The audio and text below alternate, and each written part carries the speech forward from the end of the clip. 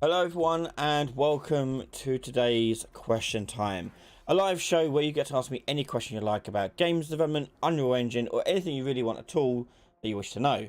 The way it works is just put your question into chat. I'll try and catch as many questions as I can within the hour that we're here, and we'll go through as best we can. So hello everyone in chat. We've got some familiar faces and some new ones, I think. So hello, we've got Canturk, Alternate 3D, Pollinator, James Logo, Dylan, Emma Stir, Vinny, Kiwi Kingdom, hello, how you all doing? Yes, thank you, I am better now. Last week we didn't have a live stream because I had a migraine. Turns out working on a computer almost 24 hours a day does hurt. So, yeah, we took a little break from it from there, which is quite good. But all better now. So speaking of which, before we go forwards into the question time, and get started, I want to address something that's been happening this month. So this month is the 5th anniversary of the channel, and we'll be doing some special events going into that week, including a massive 3-hour long question time. So keep an eye out for that. That will be happening in the last week of October, a 3-hour long question time, as well as some other live events going on too, and the reintroduction of live streams coming back on a Saturday evening. These will bring back things like Retro Remake, as well as many other sessions and type things live for you guys. I've fallen off a bit of the bandwagon with live streams because of everything that was going on in personal life, but now things are settling down. I want to make sure we get back into that and doing what we do best, and that is making games. So look out for that coming in at later in the month, as well as many other little things will be announced and released then. I'm thinking as well, I'll try and convince my wife to come in on a live stream, and you introduce you to my wife, because I mentioned her. She's a big influence in everything I do and supports me, so I'd like to show off a little bit. But yeah, so we're gonna do some special stuff then. Okay, anywho, so let's get started and answering some questions. So let's go. So the first question in the chat, I can see we've got Dylan asking, you've been an excellent help on my game dev journey. I've been curious about how companies organize their product files. Would you be able to give any good tips and tricks? So your first assumption is that companies organize their product files. Not always. So the main thing you'll find is that everyone does it slightly differently. So there's no one fixed answer to this. Okay, some of the things that Epic do are completely different from, say, other people do. Okay, so there's no real hard and fast rule with this, but there are certain things that we do take into consideration, such as naming conventions. Okay, so Epic have actually got on the website a list of all the name conventions that they use, and a lot of companies do follow that, so it's handy to follow that too. It makes finding things a little bit easier and keeping them organized. It makes sense to keep things that are related to each other together. Okay, so if you're working on some UI elements for a particular system, you may want to keep the UI elements together with that system, or alternatively mirror the folder structure of that system into your UI folder and do it there. There's, as I say, no hard and fast rule, but from my experience of seeing other companies' products project files, they start off with good intentions, but it all goes to shit eventually. So bear in mind that when push comes to shove and time's running out, you just tend to throw stuff in anyway. Yeah. Anyway, but yeah, so there's sadly no strict answer for that one. Just name things as best you can and put them in folders. Okay. Next we've got Lux Demos. Firstly, I love your tutorials. Thank you. I'm finishing up the quest system playlist and got stuck at the beginning of part 7 where you made the X button on the quest log to close the log. I had to press the input twice to open log. I figured out that I needed to set the quest log UI variable ref to none at the end of is not valid, isn't third person character. Is that correct? Yes. So what you're typically when you see that issue is because when you're pushing the button, you are opening it and setting that value, and when you're clearing it, you may not be resetting that value. So you need to make sure that that value gets cleared whenever you are closing it. Okay. But yeah, that's what that is.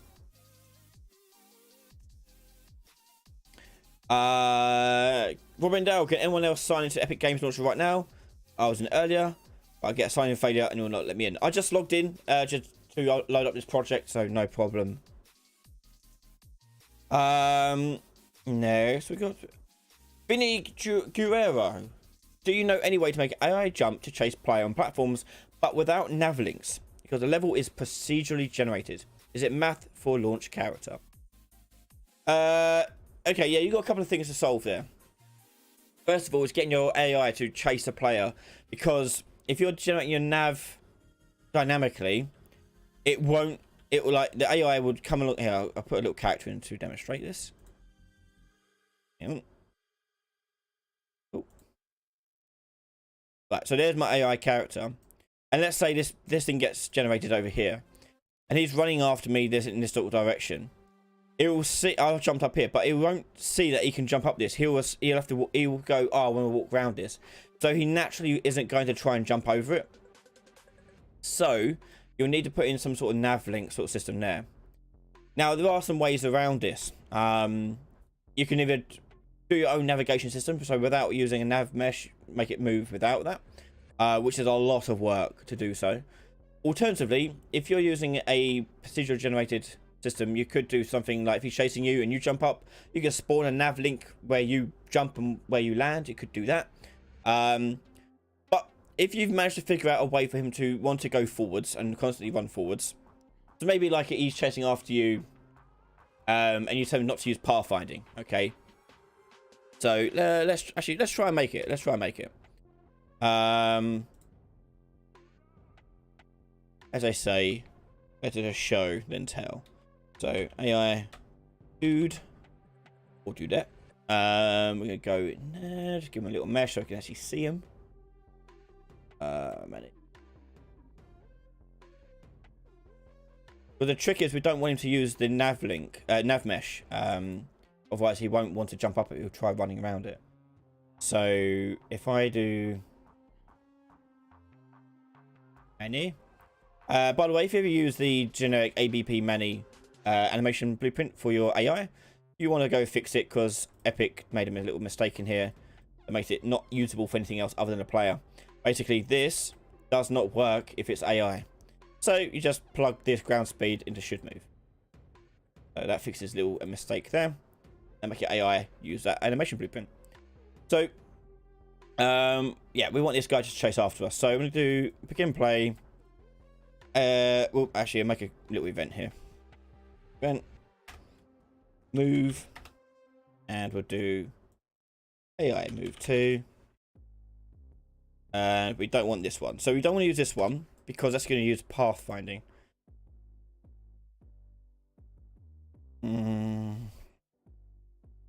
This one. Yep, this one. So move to a location or actor. You want to be able to find the one that has the boolean for use pathfinding and turn that off.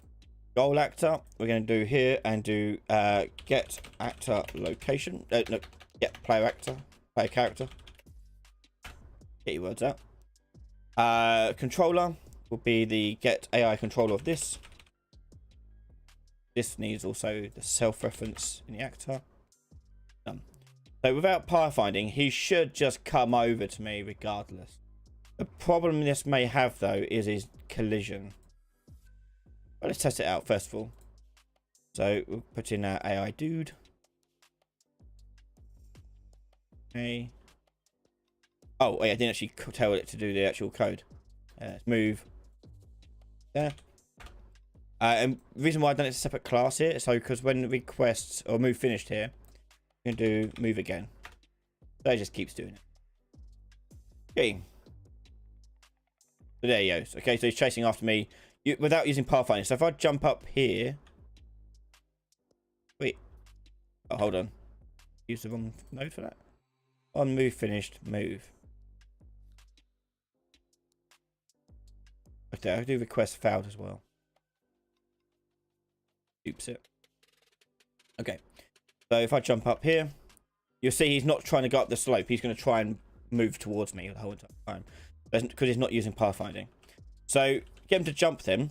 We need him to calculate how to jump. Now the best way of doing this is saying whilst we're moving to I guess we want to do like a tick event, I guess.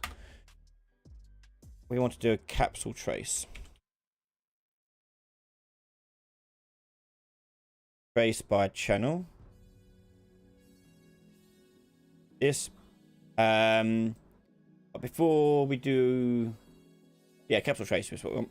No, capital trace. No, line trace first. Line trace by channel. Oh, get rid of that for now. Start position. Get actor location. Into start. And then we're going to go for like distance away they want to check. Which should be quite far. But not too far where it looks ridiculous. Otherwise he'll jump and he'll make a massive jump. Don't want to do. Multiply this forward vector. I'm not explaining this that much, but hopefully you know this by now if you've watched a lot of my videos. But we're just using the actor's forward vector here, putting in the length of what we want to do. Let's say, I don't know, 400. And we're going to add that onto our actor's location. This will be our wall detection. Okay, so it's going to check whether or not we're going to hit a wall. I guess I should really do a capsule trace because I'm... yeah, I'm going to do a capsule trace. The reason why I'm thinking a capsule trace now is because let's say there's a small ledge. The capsule will still hit it. I don't want it to be that case. It still wants to jump up that bit. So we want to account for small ledges too. So we'll just do this. This into end. This into start. And we'll make it sure that its radius and half height are the same as its own capsule. So half height 88, radius 34. Radius 34, 88 and half height. Okie dokie. So that's going to do our capsule trace. And we want to know if that is going to hit something. And if that's true, it means we want to jump. But we need to know where we're going to jump to. So we're going to take it out here. Break it open. And then we're going to do a line trace to find the ledge. So I'm going to go into trace end. And that'll be do a line trace for this one. Line trace by channel.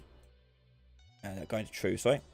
Yeah, so the start position will be trace end plus let's say, I don't know, 100. No, it'll be at its height, so we'll do 400. It doesn't matter too much. And we'll plug that in there. And on the end here, we want to do the same thing for trace end and subtract amount. And in this case, we'll do... Actually, no, not subtract. We'll keep it like at just trace end. Okay. So basically, the walls there, it's going to go, like, the trace is going to go through here. And then it's going to drop a line down to find out a ledge, where the height of the ledge is. So that's what it's trying to find. Okay. And if we take out here now, we're going to find our ledge data. This is our ledge. So this was our wall. This is our ledge. And on the ledge, we're going to get the location of where we want them to land. And if we know where we want to land and we know where we are, we can use a prediction, projectile prediction to suggest which velocity you want to use. So we go suggest projectile velocity. Start location is going to be get actor location. End location is going to be this location here. And we'll plug that in there. And then we got launch speed, which will be our jump speed. So we go to our jump. Where are you? Jump. 420. So 420. Override gravity Z. We will leave that at 0. Collision radius. We can put in, I don't know, 10. Doesn't mean that. And we're set to favor a high arc. Okay, so it's not going to try and jump like laterally. It's going to like go more like high in the air. And that's going to get our velocity here. And then we just do launch character to get them to actually jump. Launch there. We're going to override our X, Y, and Z. Okay, so that's going to do this. I'm not too sure if we might need to put like a do once on it or something like a timer. But let's see how this works. Okay, so... Why has he stopped moving after me?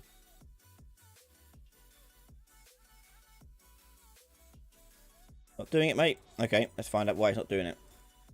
Let's change this trace here. Oh, drop debug here for 1 frame. And we'll do this one for 1 frame too. Okay, so there's these traces going on. Now, detecting this, but he's not launching. Why are you not launching? Also, I want him to actually move. Why has he stopped moving? What's wrong with this thing? Move to location actor.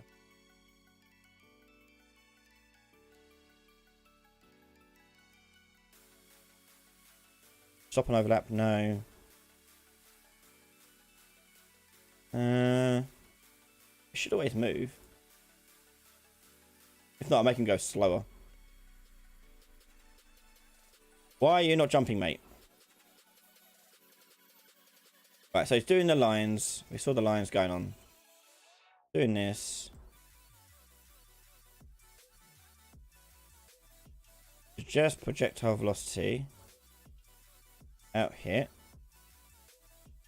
Yes.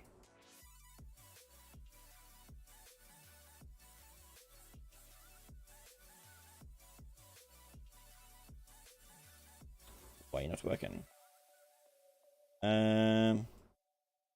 Okay, so rather than using trace end here, we'll use the location of the hit instead. That gives us anything different.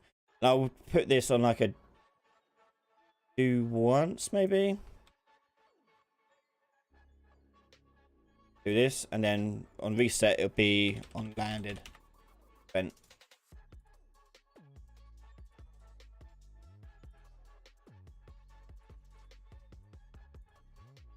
Why you no jump?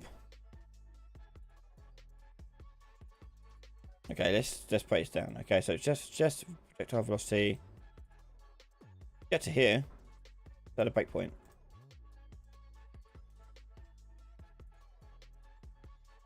Yeah, see, it's got this. Start location. We've got end location 0, 0, 0. Okay, so that means that this is returning null. Let's hit then. Okay. So if I say from this location here, if I change that to only do this when this is a hit.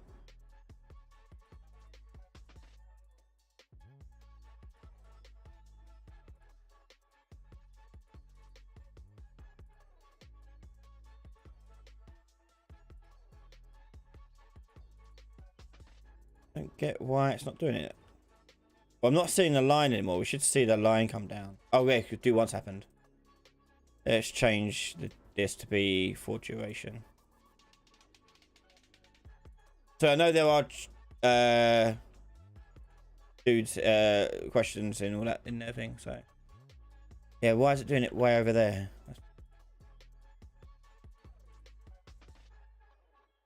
Right, so okay. I think it's just doing the do once too soon. So rather than doing that here, do that there. And this do once will happen here instead.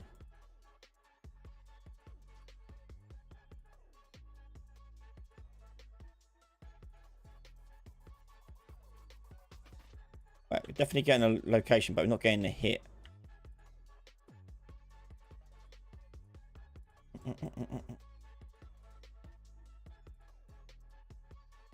Because we're getting using the location, aren't we? Not the. No, what are we doing here? Location. Yeah, put this back to end trace.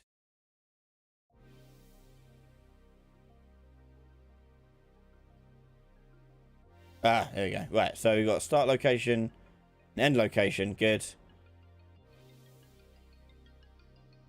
But no jump. Launch character.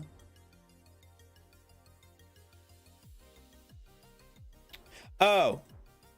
No, it should. No, we should get. No. Move breakpoint. Add breakpoint. Do this again. Right, what's the value we're actually getting out of this? 0, 0, 0. Right, this happens when it can't make the jump. Okay, that is why we're getting this. So, we need it to keep trying this, maybe. Okay, I'm gonna draw debug on. I'm gonna take the do once out for now. Draw debug on, and we'll say only do this if this is obviously true. Yeah, I forgot it does that. So if this doesn't work, it doesn't do anything.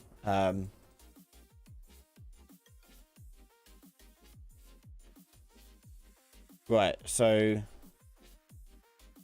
why am I not seeing a debug for his jump?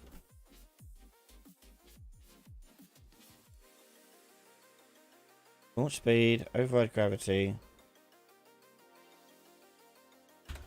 We'll override it. Raw debug. Why is that not playing that?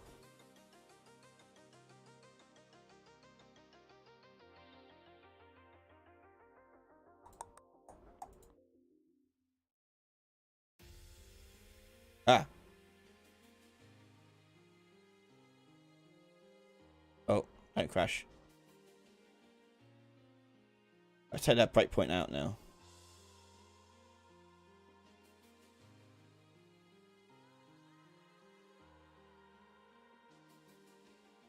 Okay, so the draw debug's happening. That yellow bit you see there.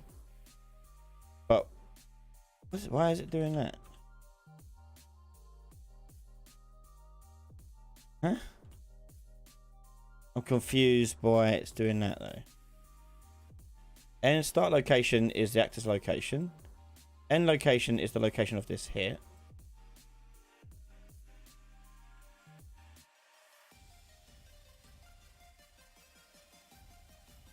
Eh?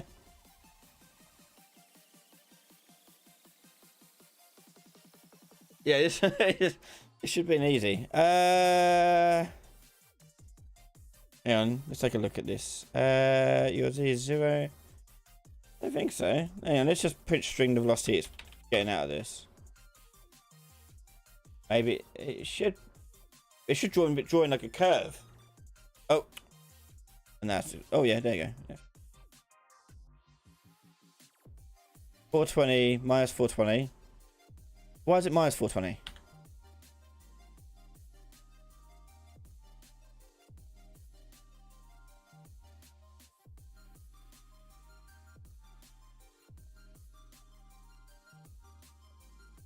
Can override gravity off.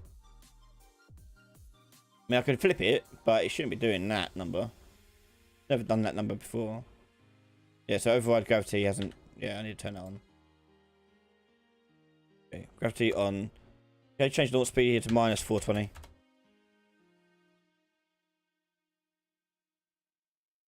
Do-do-do-do. 420. It's getting a number.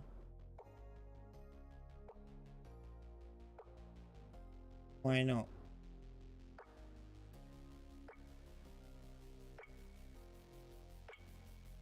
Very confusing.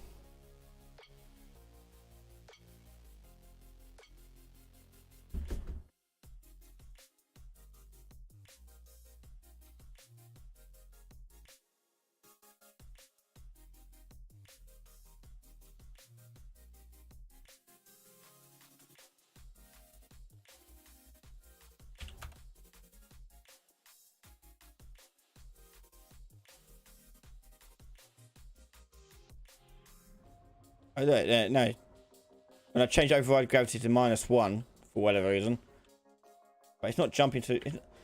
Every time I've used this before, I've never had this issue before. What am I doing wrong? Definitely using the right node, and I suggest velocity. Custom arc. One I want. God damn it. Pretty certain it's this one. True. Start position. No. We'll try with this one. So that'd be active location, end position, location there. Leave that alone, Put that there. Put that there. And put that there.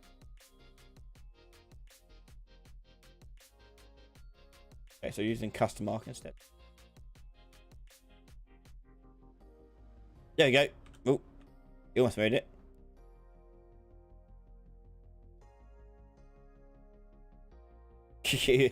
Getting there. You need to jump higher though. Okay, so our end position here, the location is a little bit off. So I'm gonna add a little bit of height to this. If I add here 80.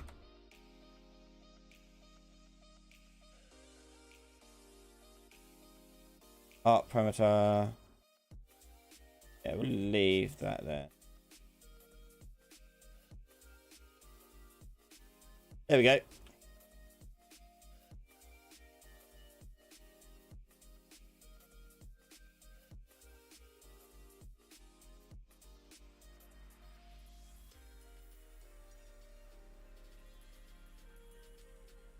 I'll go back through the code in a second. Oh, yeah. He jumps up to the top of that, yeah, because... There you go. Yeah, you may want to put a cap on clamp its jump.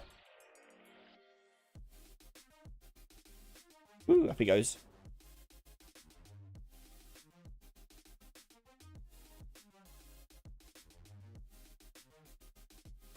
Okay. So, yeah, let's go back through that code. Right, I was using the wrong node. That was a problem. And I'll talk about this node in a second as well. So the way this logic works is that we want to first of all turn off pathfinding, because otherwise you're going to try and navigate around obstacles like walls. So this is to make it dynamically search for how to jump. So when we're doing move to location or active, we just turn off use pathfinding. So you have to use this node to do so. Once you've done that, on a tick event or however frequently you want to check, you're going to do a constant capsule trace. Now the reason why we do capsule trace is because, let's say we've got a small ledge, we still need them to jump over the small ledge.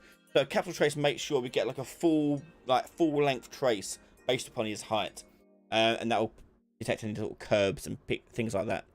So it will find that, and when he does that, it's then going to do a line trace down to find a ledge. So the capsule trace is going to go along to the wall, hit the wall, and then we're going to get a line trace down to find which height level we want to do. Now, once we've got this line trace done, I'm adding an offset of 80 to it. Now, the reason why I'm doing this is because there's my wall, okay?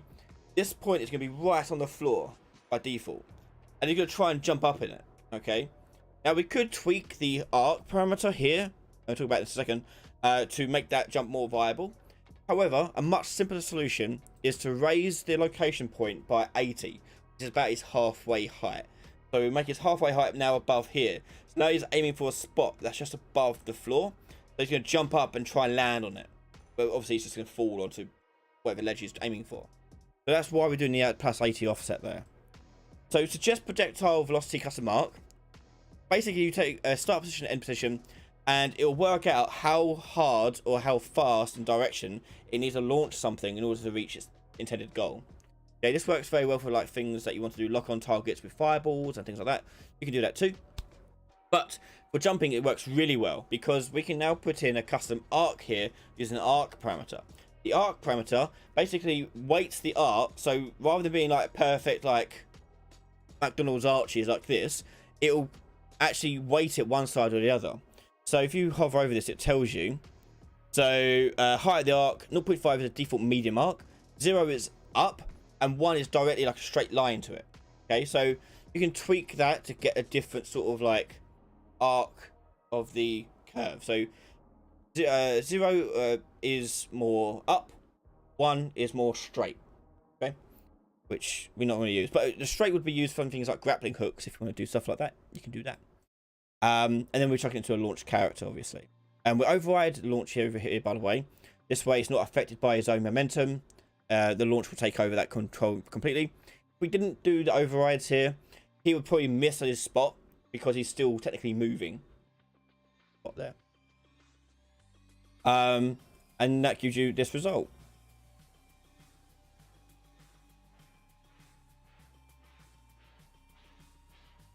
Now, if you don't want him to jump up on things like this, just change the trace channel so it doesn't hit certain things. That's all. Okay. Obviously, this is set to visibility, so he'll jump on literally anything except the player character. But if he hits the wall like that, he'll jump up on the wall. And now you've got instant Spider-Man.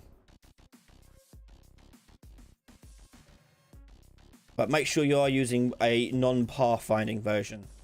Otherwise, it won't work.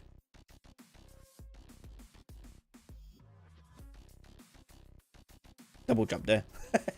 Yeah, so you may want to put in extra things like that so you can't double jump, because he will try and double jump up it. Obviously, you put other smart things over. Obviously, he's picking spots that I'm not on, which we don't want to do, obviously. Because I'm there. No point in him jumping up.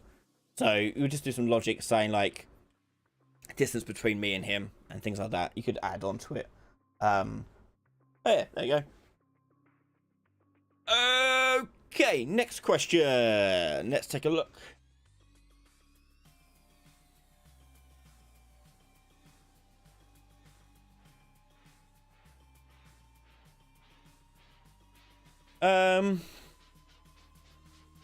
Lux, can this be made into a behavior tree? Yes. You just can't use a default move to node because that's using pathfinding. But yes, you could.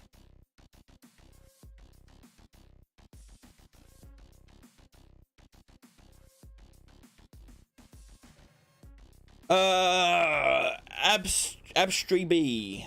I have a napalm launcher in my game, and it has a box collision that does dot or damage over time when it overlaps with actors. I've noticed that it damages one of my enemies, and I can't do several at the same time. Okay, so only do one of the enemies. Okay, so that is probably because it is using the begin overlap.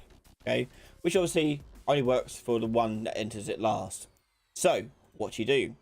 So we'll go in here, make a little damage area. Put it napalm area. Okay, done. And add a little box collision, which sounds like what you're using.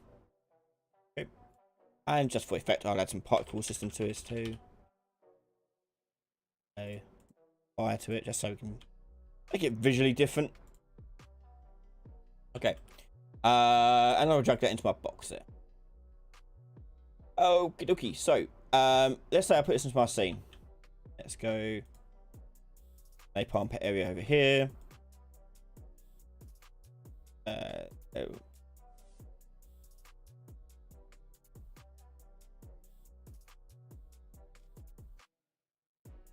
One napalmy area. Okay. So anything around this circle is going to, I want it to do damage. Obviously, I'm not going to go through the whole process of making a damage system. So what I'm just going to do is on my third person character, which you can do same with enemies. I'm just going to do an any damage node. Event here. And just do a print string. And I'm burnt. Okay. Right, so in a napalm area, this thing is doing damage over time, which indicates that you're doing a tick over a certain amount of timer. Okay. So on begin play, whilst this thing's alive, you're doing a set timer by event. And this timer here, we're going to do a custom event for tick damage. I'm going to say it's going to do this like every 1.5 seconds, okay, on a loop. The tick damage here is going to, rather than use the actor begin overlaps or component begin overlaps here, I'm going to drag my box out and I'm going to get overlapping actors. Class filter. Now this could be useful for many things, but like you just do character if you want, or just do whole every actor if you like. Totally up to you. I'm just going to do characters as makes it a bit easier. And then just do a for each loop on this. Now hopefully this shouldn't be too many. This is why I've filtered into characters. But we do a for each loop, and that's going to return everything that's inside that box. So if I take this out here and do apply damage, we can plug in how much damage you want to do, 10, whatever. Damage causer, self, and done. So now when I'm standing in that area there, I'm going to take, I'm burnt, and come out here. Okay, and we'll test this even further. If I go over to my AI dude that's chasing us around the map, I'll take any damage onto him. And we'll do another print string. And we'll put in here, I'm burnt also. Compile. Like this. Go into my napalm. I'm going to be burnt. But also, my guy's going to be burnt also. There you go. So he's ticking over this. And this is because we're not using overlaps. as the events. The event is a timer. That's the main thing that's different, okay? So do that and you're good to go. If that helps you out, absolutely B.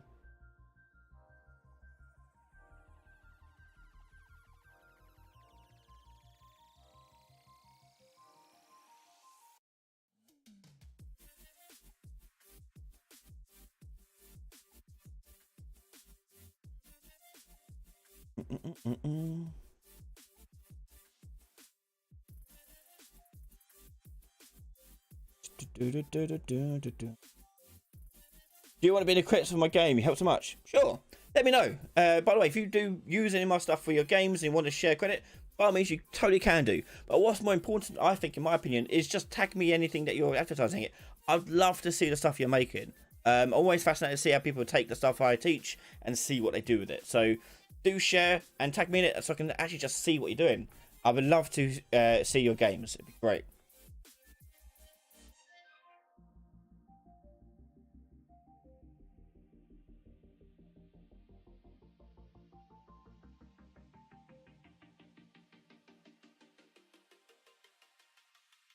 Lezek, hello. Is there anything else apart from player controller and pawn possessed by a player controller that can send server RPCs? Yes. So the only things that can send server RPCs are things that are owned by whoever the client is. Okay. Now, the reason why controllers and pawns work is because you're owning them. Okay, they're yours. But we actually cover this in my inventory system where we interact with a chest. I need my player who's interacting with the chest to be in charge of it. So what we do is we change the set owner to whoever's interacting with it. So using set owner node, you can change it who's the owner of it, and then that person can now call those server RPCs. There you go. Word of advice though, be careful of overusing this. You can make the server do it.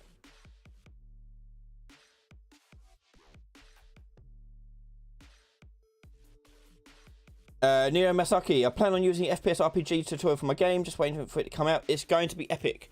Oh, cool. Yeah. So a little bit news on our FPS RPG tutorial. If you don't know, I'm remaking this tutorial series because I didn't like what was happening with the last one and I've done a bad job with it, so I want to do it better. So I'm in the process of remaking it, and so far the quest system is done. So it's a brand new quest system that's far better than the other quest system I made. That'll probably be its own tutorial series all on its own. So keep a lookout for that in the future. But it's so far superior. It's maddening. So yeah, I look forward to sharing that with people.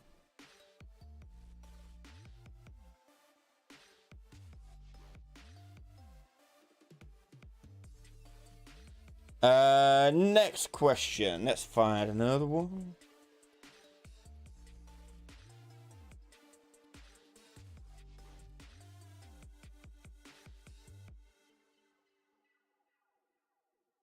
That's okay. That's okay, Lux. You're still gonna learn things. That's what the main thing is. When you're watching tutorials like mine, or anyone else's tutorials for that matter, always be aware that you're not trying to just copy what you're doing and trying to apply it to your game. Try to learn the process that's gone in. Try to learn the thinking that's happened. Try to learn why things are done, how and why they work and how they work, rather than just the nuts and bolts of plug A into B. And then every tutorial you do is going to be valuable. Every live stream you watch like this is valuable. You'll see, like for example, watching me mess up on trying to make the character jump, for example. You see those mistakes, you see and learn from them. That's what's valuable for you.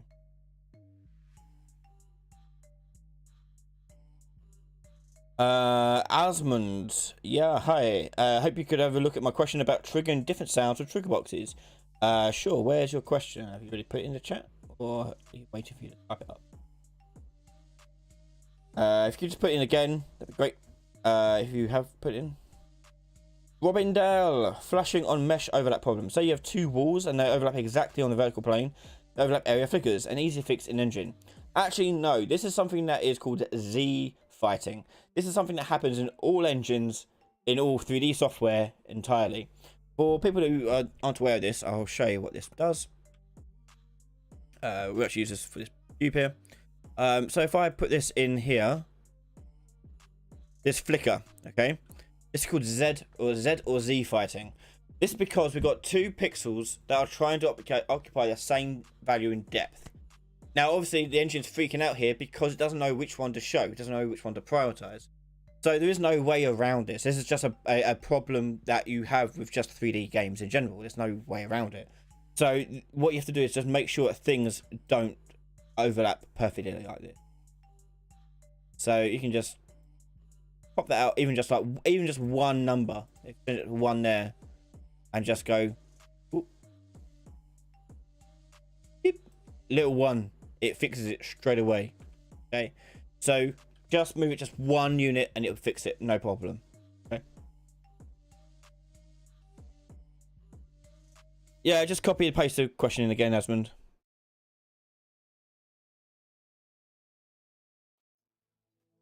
How to create a health bar above enemy AI? Yeah, sure. Okay. So, we got our AI dude running around, so let's chuck a health bar onto him. So, user interface, widget blueprint, user widget, and with W, enemy. By the way, that's called a nameplate. When you see that thing above their heads, we call it a nameplate. So, we open this up and do something very simple in here. We'll just do a progress bar. Done.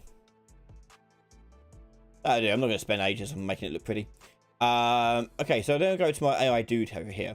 Now, to make it appear above his head, we're going to add a widget component to his character. I'm going to go widget. And over here, we can choose what widget we want to use. In here, widget class, enemy nameplate. Now, when it spawns in, the default size is 500 by 500. You just change this to whatever you like. So we're going to change that way down. Better to type it in actually. 200 and see. See. And I'll change that actually from 200. I'll change that to 1. And then change this down to 20. Cool. And then you just place it where you want it to appear. So this nameplate at the moment is in world space, which means it's going to look like a plane, like a model that's running around. If you want to make it screen space, which a lot of games do, change it from world here to screen. It'll disappear from here, view here, but that's fine. Click that on. Okay, so if I were to play the game, I could see this little bar above his head. Okay. Now let's set that up to a value. So I'm going to go to my AI dude and set up some health value. Health. And we'll give it 100 health. Okay, so let's go now to linking this to that widget up there. So this widget needs to know who is attached to. So on this graph here, we're going to go down into my variables, add a variable, and this will be enemy reference. And this will be our, we'll call it a character. Object reference. And we hit compile there. So I need to link this reference here to my enemy character. Now, the easiest way of doing that is on the actual enemy character itself.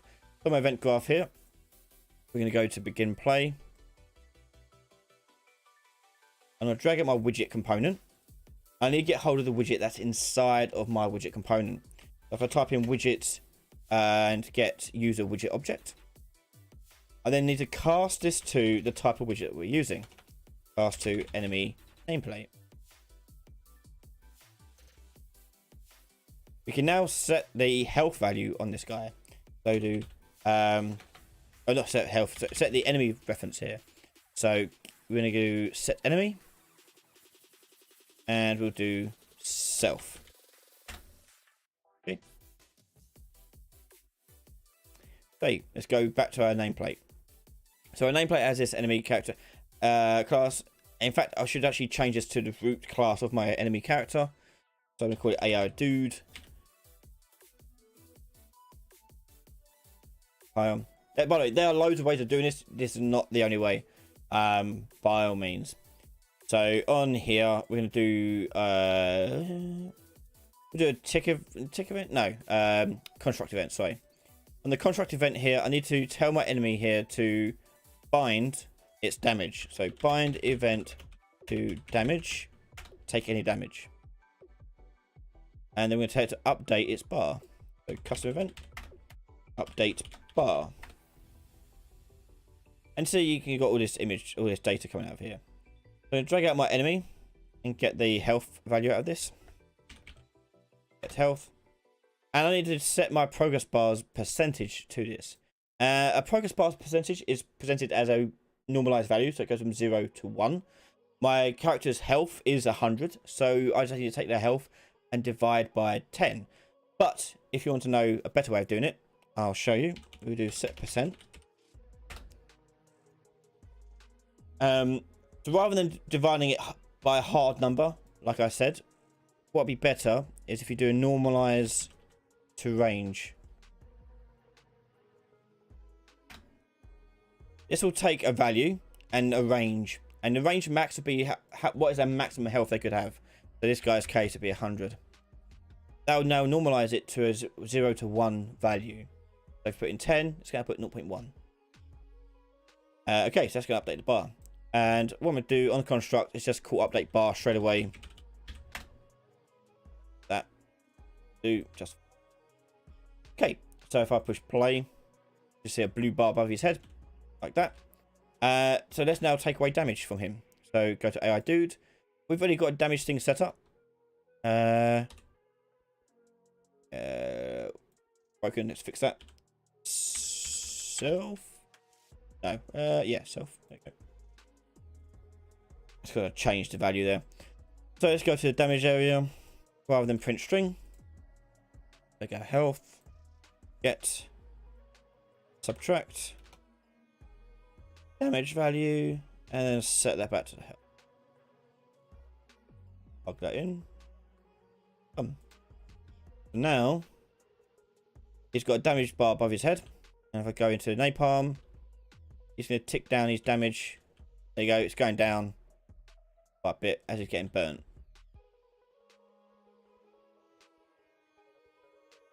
Okay, and that's how you do a nameplate, or at least one way of doing it.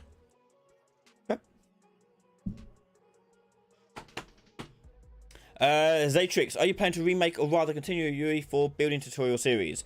Yes, it is. I did start redoing it. I got kind of sidetracked with other bits and pieces. But yeah, it is on the to-do list to redo of that. Oh, as they just making them better.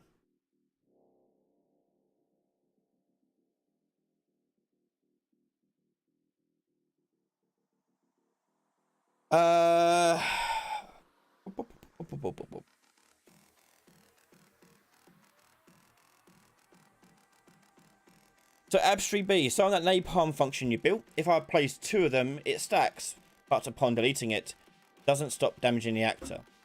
It should do, so long as your napalm area is using the overlapping actors bit.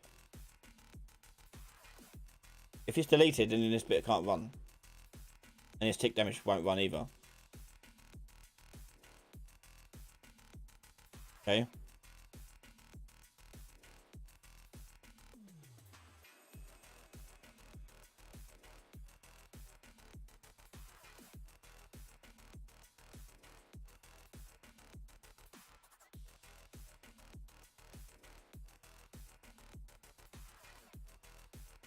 Robin Dale, save game. What if you add or change things? Does everything that existed before still line up and hold their values in the save file? Not necessarily. You may have to wipe it or add like an extra save file on top of it.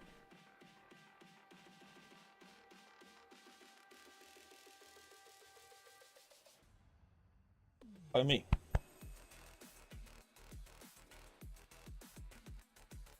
The tick damage stops if I only overlap 1 napalm.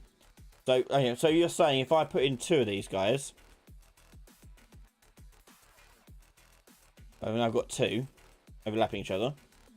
You're saying that if I, okay, if you're deleting the collision, you want to delete the whole actor, not just the collision.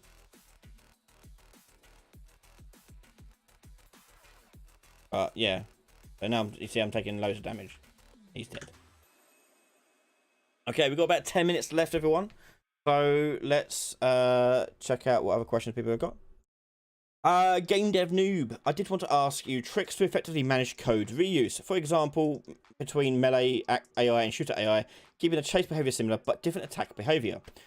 Good question. So the way I do attack behavior on AI, at least nowadays, is using interfaces. So for example, I usually have an interface, and we'll call it I combat interface. And in here, I put in standard attack. Oh. Maybe a special attack. Evade, whatever. So you have them all in here. And then if we go to my AI dude here, and I'll set him up with his combat interface. He now has a standard attack function that he can define himself. So let's say this guy is using a sword. Okay, the standard attack here, I double click on it and I can just put in the sword combat into here onto the actual character. If I've got a ranged attacker, I'll just define him to shoot a bow from this point of view as well. And because it's an interface on my behavior tree, when I want to attack, I just go get the controlled pawn pin and just call standard attack. And it will now do the attack without me having to do any extra code. So now I can have one attack function, one attack task work for all of my enemies, all of my bosses with no extra work. The beauty of this setup as well is that I can do also conditional attacks too. So let's say, for example, he has a couple of standard attacks based upon what his health is, for example, or how far away he is from something. Maybe he can do melee and ranged attacks. So if I call him to do standard attack, he'll then measure the range of him between the characters and then branch off and do the one that's more appropriate. So that would be the best way of doing it.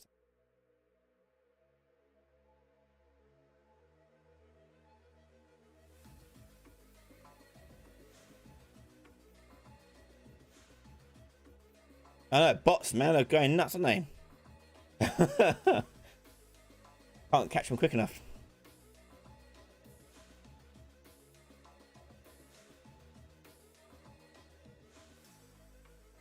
Lottie, do you do live questions like this on a regular schedule? Every Wednesday, unless I'm feeling a bit ill or something else has happened. But yes, every Wednesday, we do a live stream such as this. How would standard attack get called in a tree? Show you. So you have a new task. I'll probably name it. In your override, you have execute AI going on, yeah, like normal. Controlled pawn. Standard attack. That's it. That's what we'll do.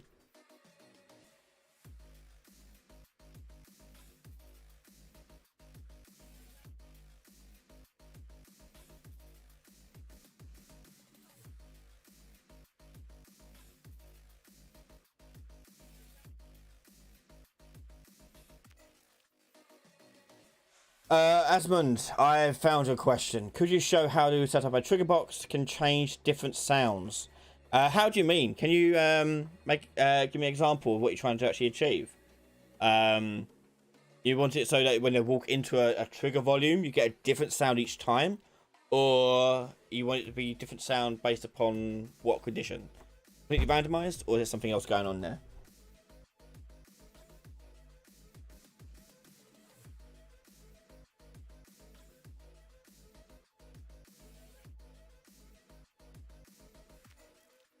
Oh, glad you enjoyed it, Lux. We'll look forward to seeing you every week.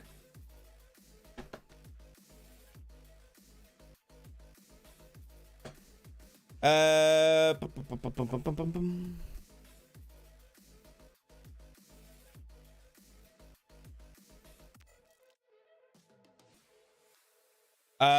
Sturv, can Mixamo animations be retargeted to UE5 mannequins?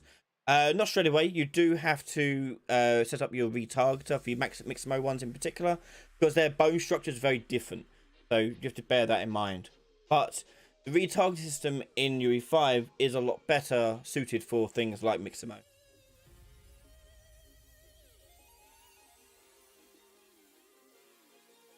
Asmund, if you're in one area, it plays a sound. If you walk to another, it changes to another sound. Okay, so you just I mean, you could just put in. I mean, I don't know what you're trying to do.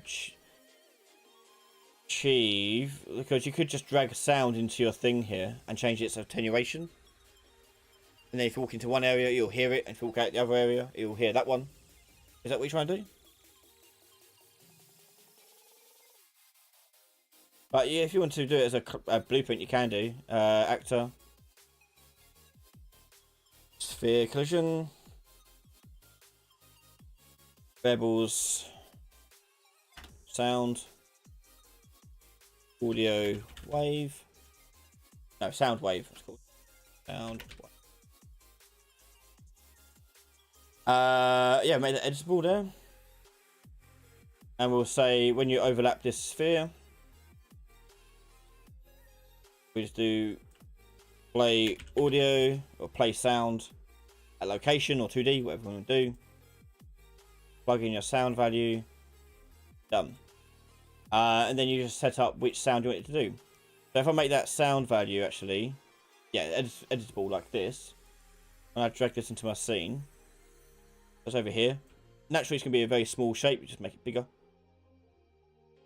But over here, you can choose what sound you want it to play.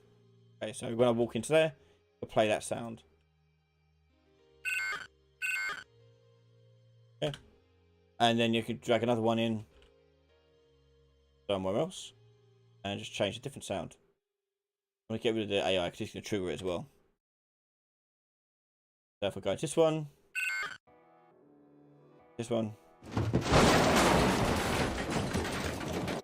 okay. So yeah, that's maybe what you're trying to do.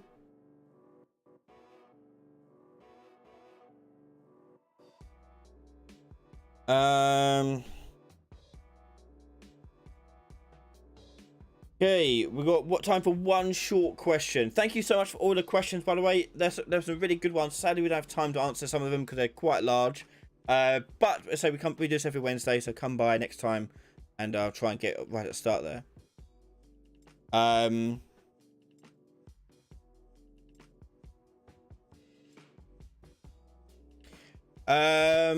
Lottie, I'm using a ball and branch before opening a door, but it doesn't work when I'm holding an item, or AI is chasing me. Why might it stop working? How are you doing your interaction with the door? Is it through a line trace, or are you doing like an overlap area? That'll be what's key there. Okay.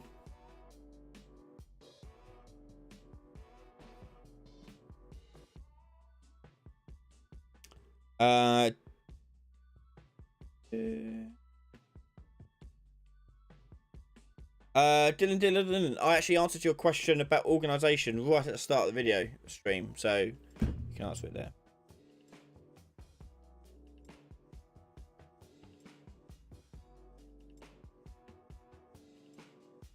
How would you make a boss character? That's one that's going to take a longer time, but it depends on what you want for the boss to do. But that's something we can talk about next time if you want. I think it's a sphere trace. Okay, so if you're holding something, I guarantee your sphere trace is hitting the thing you're holding. Make your thing that you're holding have no collision on it. That'd be my first guess. Usually what people get wrong. I'm sure that's the case. So when you attach it to the actor, make sure you turn off collision on the thing you're holding. By doing set collision enabled, no collision. Okay, that brings us to the end of tonight's live stream. Thank you again so much for today's show. It's been some really good questions, some really exciting stuff to look at too. And it's been great to see some new faces into chat as well. If you like what I do and you want to support me, head over to patreon.com/RyanLady. One of the things that are happening now is that each month you get some free code given to you that you can use as much as you like. So last month, which is still available for all patrons that are gold or higher, is the leveling system. There's an easy leveling system, which is a plug and play type thing. You just chuck it on, you tick some boxes, and it would work. If you want this month's one is coming out soon, and it's an easy interaction system. This is meant to allow you to easily add the ability to interact with items in your world and make them do stuff with a few clicks of the button. So they're designed for compatibility with your games. You just drag and drop them into your characters, and they just should work out of the box. So as I said, if you want to get that file when it comes out, become a gold Patreon member. You get access to all that and all the project files that are available on there. Some projects aren't available for various legal reasons, but a lot of them are. If you like this question time live stream, we'll do this every Wednesday. And Patreon members at all levels will get access to the video on demand of this live stream in a couple of hours' time. Everyone else will get it in 2 weeks' time. So if you want to watch it, re-watch it back, just become a patron for $1. You can watch that, plus all my videos early too. New videos out every Monday, Wednesday, Friday. And soon we'll be doing our big question time and big live streams that we're doing for our anniversary special at the end of October. Look out for news posts regarding that, for some giveaways as well, and extra bonus bits going off and on all over the place. Thank you again so much from the bottom of my heart to all my patrons, all my YouTube members, and everyone here watching, all my subscribers, for your continued support. It really does mean the world to me. Thank you so much. Be safe, have a good night, and I look forward to seeing you next Wednesday. Good night, everyone. Bye-bye.